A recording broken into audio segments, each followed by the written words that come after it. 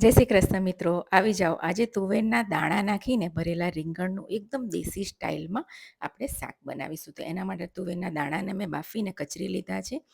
એક આપણે માટીની કઢાઈમાં તેલ નાખીશું, લસણ નાખીશું. લસણ થોડું સતળાઈ જાય એટલે એમાં રાઈ જીરાનો વઘાર કરીશું, થોડું હિંગ નાખીશું. અને હવે મેં અહીં એક ડુંગળી અને 3 ટામેટાને મિક્સરમાં પીસી લીધા છે, એ નાખીશું અને એને સરસ આપણે મિક્સ કરી લેવાનું છે. 1 ચમચી આદુ મરચાંની પેસ્ટ નાખી અને ડુંગળી ટામેટાં સરસ ચડી જાય ને ત્યાં સુધી એને રાંધી લેવાનું છે. લગભગ 3 મિનિટ પછી એમાં મસાલા કરી લઈએ. મસાલા એકદમ સિમ્પલ, લાલ મરચું, હળદર, ધાણા જીરું અને મીઠું નાખીશું અને બરાબર મસાલાને અને ટામેટાના ડુંગળીની ગ્રેવીને સરસ આપણે ઢાંકીને ચડવા દઈશું. જુઓ, એકદમ સરસ ચડી ગઈ છે, તેલ છૂટું પડી ગયું છે.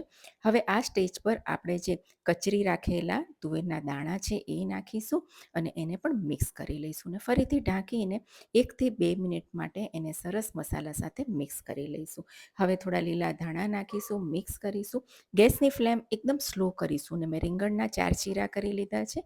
એમાં આપણે આ મસાલો આ રીતે ભરવાનો છે અને બધા જ રીંગણને આપણે એ રીતે ભરી દઈશું અને પછી એને રીંગણને પણ મસાલા સાથે આપણે સરસ મિક્સ કરી દેવાનું છે અને ઢાંકીને 1 થી 2 મિનિટ માટે રીંગણ અને મસાલા એકદમ સરસ કોટ થઈ જાય ને ત્યાં સુધી આપણે એને રાંધી લઈશું. જુઓ, સરસ કોટ થઈ ગયા છે. હવે 1 ગ્લાસ એમાં પાણી નાખીશું. તમને કેટલી ગ્રેવી જેવું હોય છે એ પ્રમાણે તમે પાણી નાખી શકો છો. અને જુઓ, લગભગ 3 થી 4 મિનિટ પછી આપણા રીંગણ સરસ ચડી ગયા છે અને ગ્રેવી પણ એકદમ ઘટ્ટ થઈ ગઈ છે.